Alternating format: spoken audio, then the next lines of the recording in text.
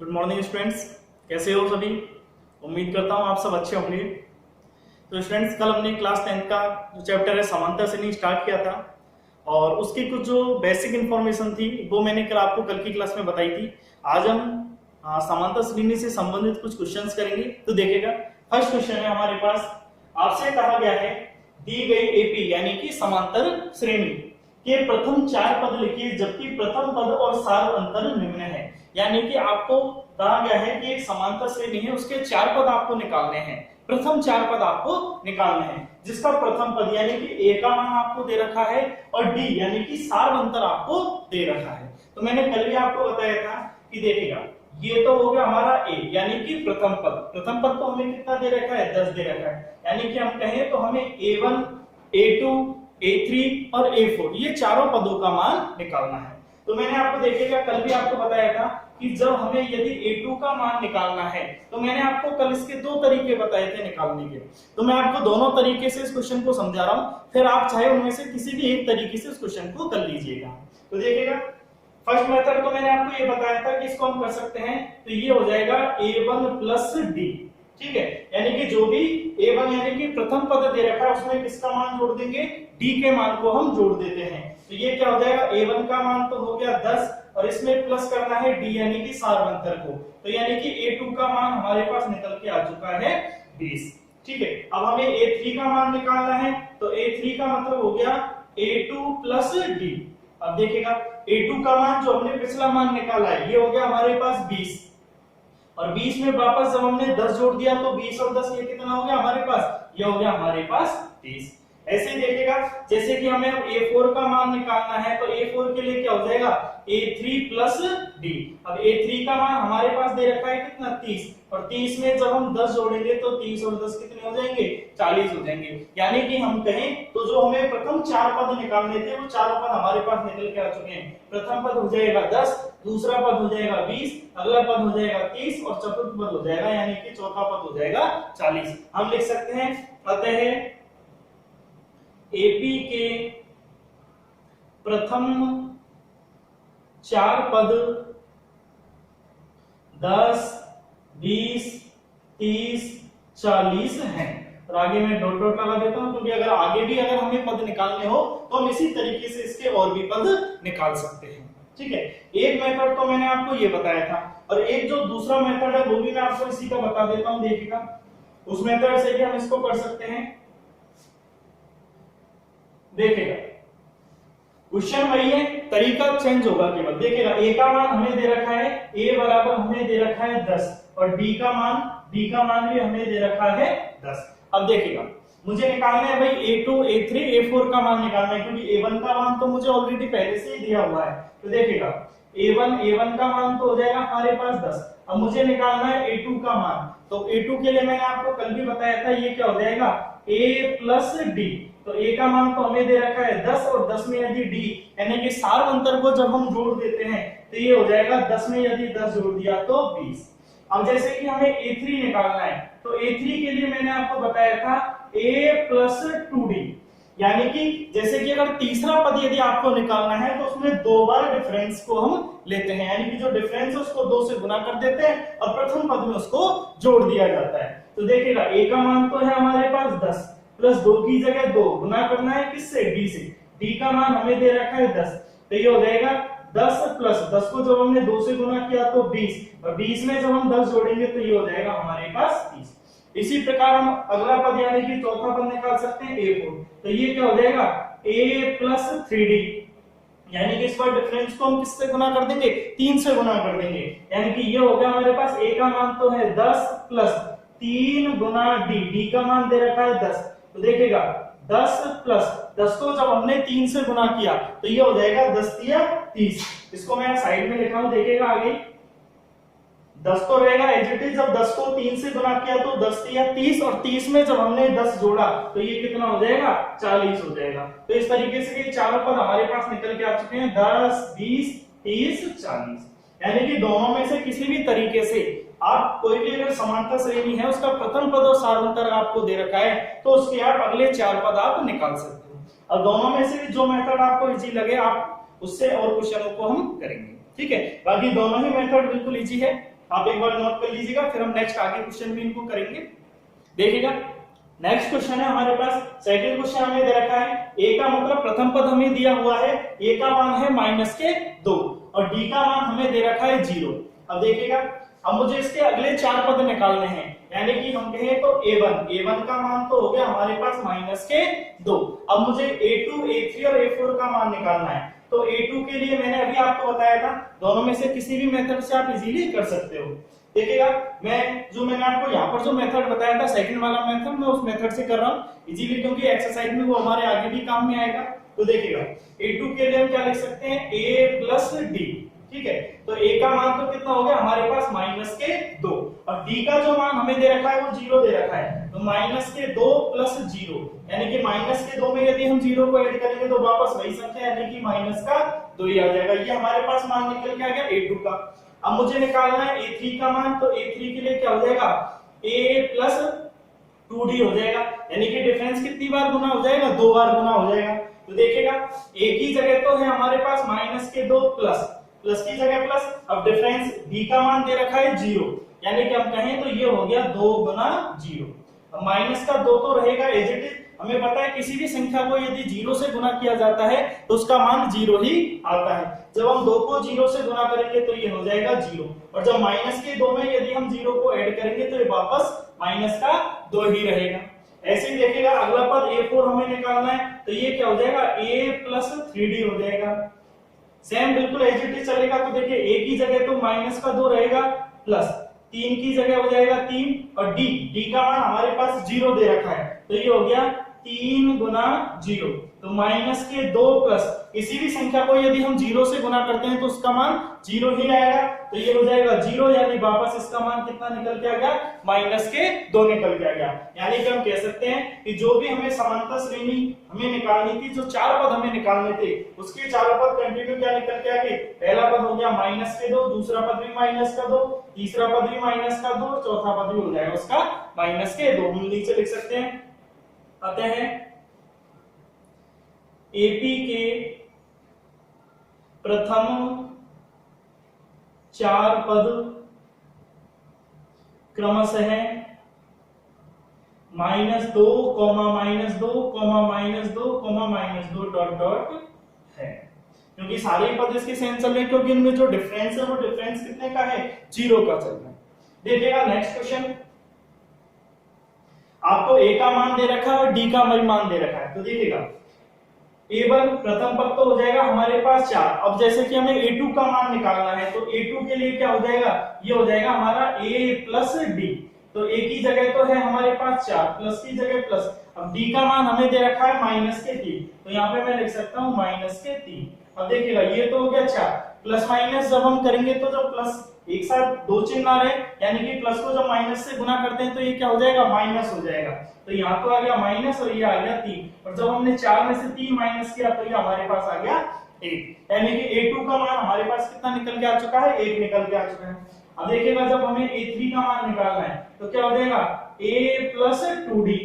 तो देखिएगा a की जगह तो 4, प्लस की जगह प्लस, 2 की जगह 2, अब d की जगह कितना दे रखा है, -3, यानी कि इसको हम गुना कर देंगे -3 से। तो देखिएगा ये हो गया 4। अगर आप चाहो तो डायरेक्ट चिन्ह भी चेंज कर सकते हो, -3 को जब हमने 2 से गुना किया तो 3 को 2 से गुना करने पर हो गया 6, और प्लस को जब माइनस से गुना करेंगे तो ये हो जाएगा माइनस, तो ये आ गया -6।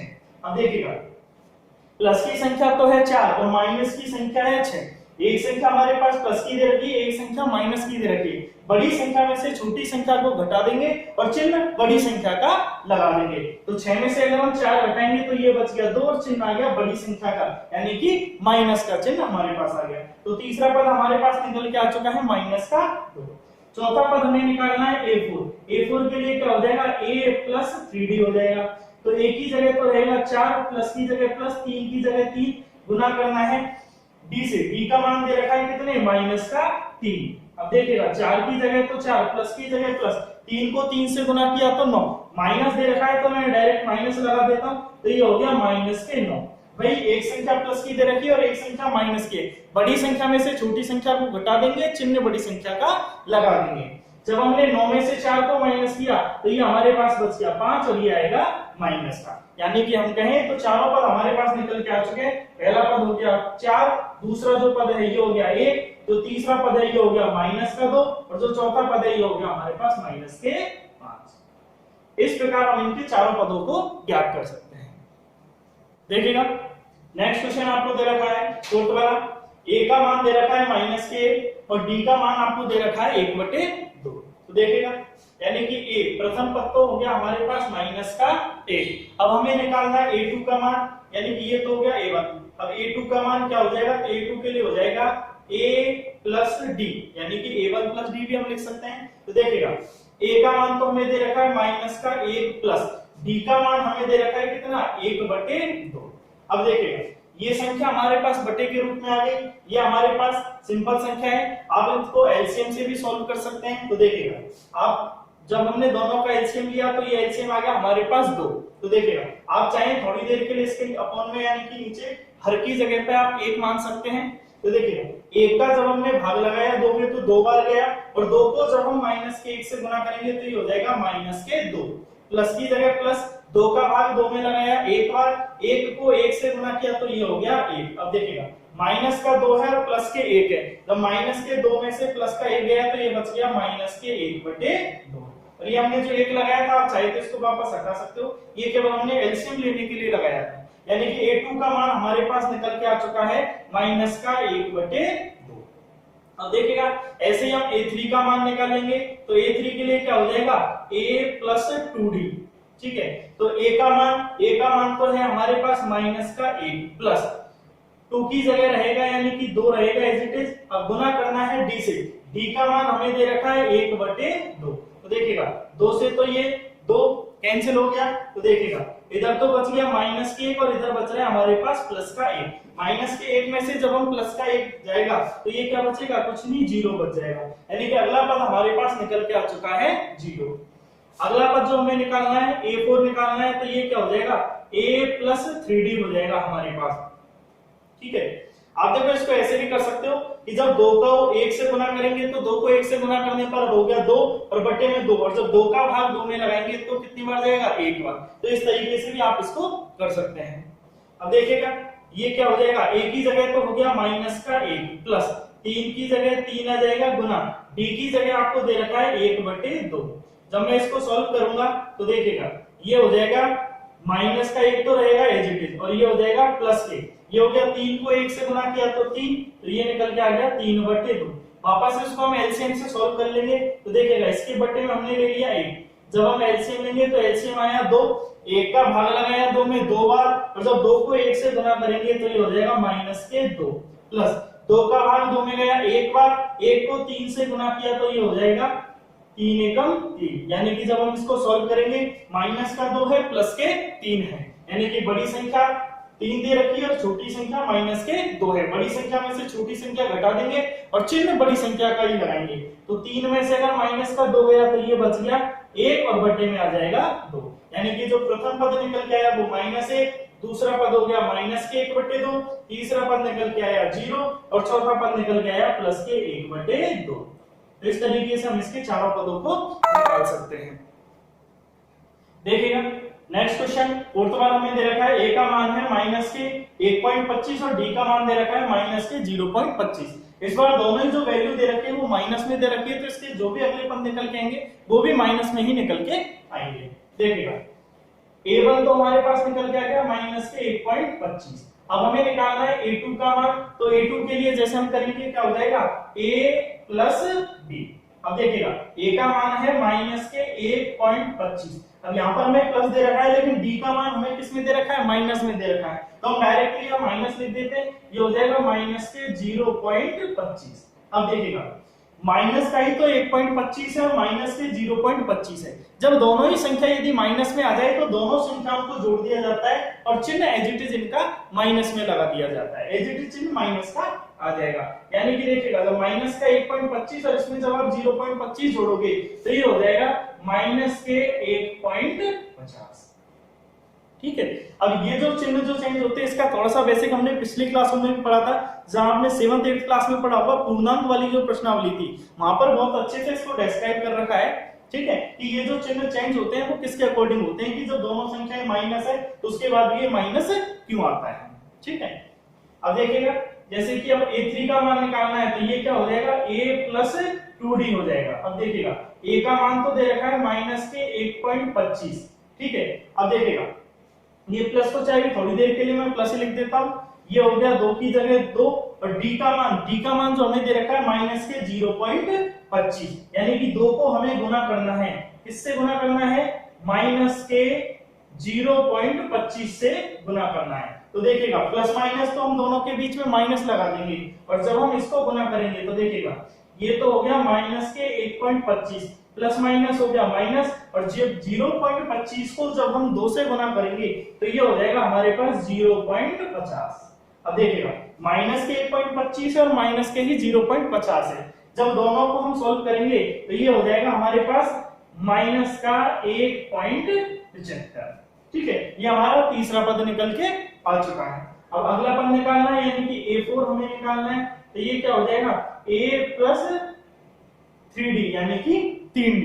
अब देखिएगा a का मान माइनस के 1.25, प्लस की जगह प्लस, 3 की जगह 3, इसको गुना करना है d से, d का मान हमें दे रखा है 0.25। अब देखिएगा माइनस का 1.25 तो हमने लिख दिया एज इट इज, प्लस ये माइनस के 0.25 है। ठीक है, जो d का मान दे रखा है, इसको मैं ये लीजिएगा, ये माइनस लगा दिया, माइनस के 0.25, तो प्लस माइनस तो हो जाएगा माइनस, और 0.25 को जब हम 3 से गुना करेंगे तो ये हो जाएगा 0.75। ठीक है, ये क्या हो गया 0.75। जब हम इसको सॉल्व करेंगे तो ये हमारे पास क्या हो जाएगा, माइनस के 1.25 और माइनस के 0.75 है, तो ये हमारे पास हो जाएगा माइनस के 2.00। चाहे तो आप इसको केवल ऐसे भी लिख सकते हो, केवल माइनस का 2, और चाहे आप पूरा इसको लिख दीजिएगा माइनस के 2.00। तो देखिएगा प्रथम पद तो हो गया माइनस के 1.25, दूसरा पद हो गया माइनस के 1.50, तीसरा पद हो गया माइनस के 1.75, और जो चौथा पद हो गया वो हो गया हमारे पास माइनस का 2। इस प्रकार हम इसके अगले 4 पद निकाल सकते हैं। तो ओके स्टूडेंट्स, आज हमने सिंपल सा एक क्वेश्चन था कि जब आपको यदि प्रथम पद और सार्वंतर दिया हो तो उसके अगले पद हम किस प्रकार से निकालते हैं। तो 2 मेथड मैंने आपको बताए थे, आप एक मेथड से मैंने किया, आप कोशिश कीजिए कि जो दूसरा मेथड था उससे भी आप इन सारे सवालों को एक बार कीजिएगा। ओके स्टूडेंट्स, उम्मीद करता हूं आपको आज का वीडियो अच्छा लगा होगा। ठीक है, बाकी के जो क्वेश्चन है वो हम करेंगे नेक्स्ट क्लास में। Okay students.